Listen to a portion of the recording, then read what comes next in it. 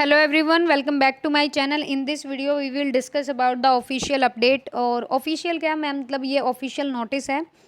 सभी कैंडिडेट्स को एक इशू है कि भाई वो किस कैटेगरी में जाएंगे। ठीक है, एज यू नो जैसे मेरे को भी था भाई, पहले मैं नहीं कह रही हूँ कि मैं इसके लिए श्योर थी, लेकिन कई बार बताया चुका है। अब उनको ना एक चीज़ दिखा दूंगी मैं, जिससे आप खुद भी पढ़ पाओगे और आपको थोड़ा सा भी डाउट नहीं रहेगा कि भाई ऐसा कौन बता रहा है, उसने ऐसा बताया ओबीसी में ही रहेंगे, उसने बताया नहीं जर्नल में जाएंगे।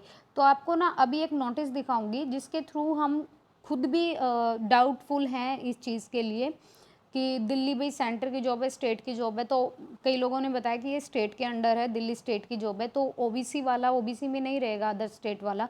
तो अभी क्लियर कर लेते हैं, इस इशू को सॉल्व कर लेते हैं। और ये वीडियो बनाने का कोई भी इंटेंशन नहीं है। बेसिकली DSSB फायर ऑपरेटर के जो कैंडिडेट्स हैं उन्होंने खुद बोला कि इसके ऊपर वीडियो बना दीजिए प्लीज़, एक बार अच्छे से क्लैरिफाई हो जाए। So I am doing it and let's move to the notice. So this is the notice. ये आपके एडवर्टीजमेंट में भी दे रखा है। यहाँ पर पॉइंट 5 पे लिखा है रिजर्वेशन जो बेनिफिट होते हैं, आरक्षण लाभ। आरक्षण लाभ सरकार द्वारा समय समय पर जारी किए गए इंस्ट्रक्शंस, ऑर्डर्स और परिपत्रों के अनुसार EWS, SC, ST, OBC, शारीरिक रूप से जो मतलब हैंडीकैप्ड होते हैं और अन्य अन्य मतलब अदर बैकवर्ड क्लासेस के जो कैंडिडेट्स होते हैं उनको मिलेगा।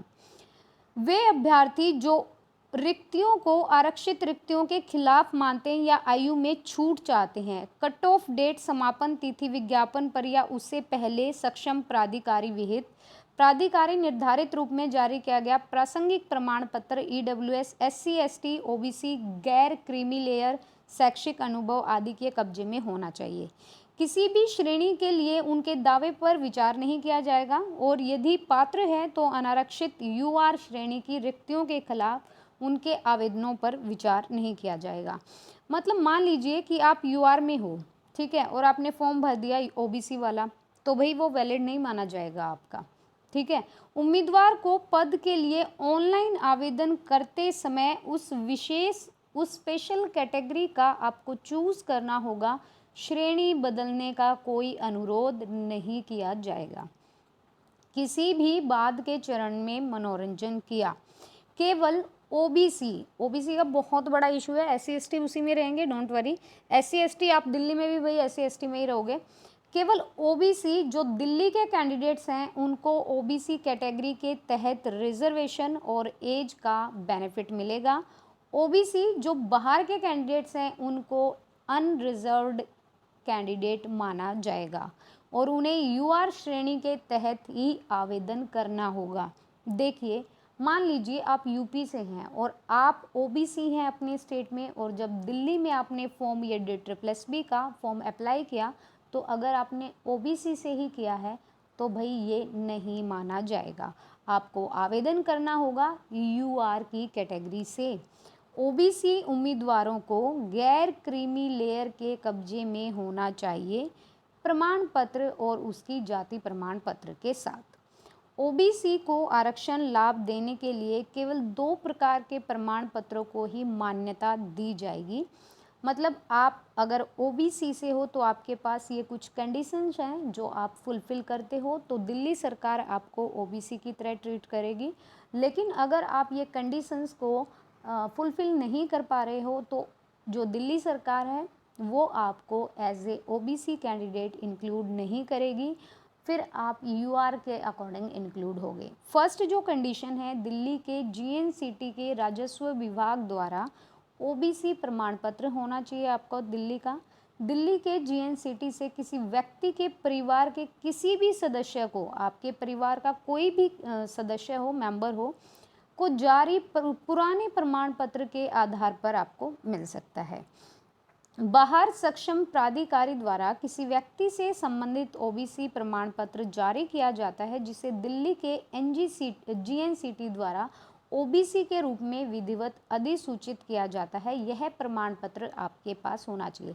कहने का मतलब ये है भाई, जो दिल्ली का GNCT राजस्व विभाग है वहाँ से आपका सर्टिफिकेट ऑथोराइज्ड होना चाहिए, तब आपको एज ए ओबीसी ट्रीट करेगी दिल्ली सरकार।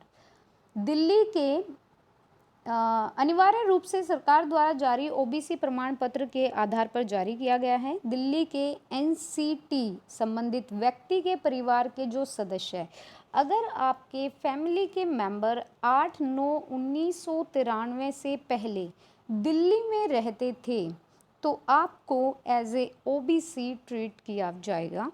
अनुसूचित जनजाति अन्य पिछड़ा वर्ग के लिए एक उम्मीदवार जो सामान्य के लिए लागू मानक के रूप में चुना गया है। श्रेणी के उम्मीदवार जो सामान्य मेरिट सूची में दिखाई देते हैं उन्हें स्वयं मेरिट उम्मीदवार माना जाता है। ऐसे उम्मीदवारों को आरक्षण रोस्टर के अनारक्षित बिंदु के खिलाफ समायोजित किया जाता है। केवल ऐसे अनुसूचित जाति या अनुसूचित जनजाति अन्य पिछड़ा वर्ग के उम्मीदवार जो सामान्य उम्मीदवारों के लिए लागू मानक के अनुसार चुने गए हैं उन्हें आरक्षित रिक्तियों के खिलाफ समायोजित नहीं किया जाएगा। दूसरे शब्दों में, जब अनुसूचित जाति और अनुसूचित जनजाति अन्य पिछड़ा वर्ग के उम्मीदवारों का चयन करने के लिए एक आरामदायक मानक लागू किया जाता है। उदाहरण के लिए क्या होता है भाई जो शेड्यूल कास्ट हैं, ठीक है, शेड्यूल ट्राइब्ड हैं, उनके लिए एक थोड़ी एज रिलैक्सेशन होती है, एक्सपीरियंस होता है, उनके जो लिखित परीक्षा में अनुमत संख्या होती है, सामान्य श्रेणी के उम्मीदवारों के लिए प्रदान की गई तुलना में बड़ा विचार क्षेत्र आदि। अनुसूचित जनजाति अन्य पिछड़ा वर्ग के उम्मीदवारों को आरक्षित रिक्तियों के लिए गिना जाना चाहिए। ऐसे उम्मीदवारों को अनारक्षित रिक्तियों के खिलाफ विचार के लिए अनुपलब्ध माना जाएगा।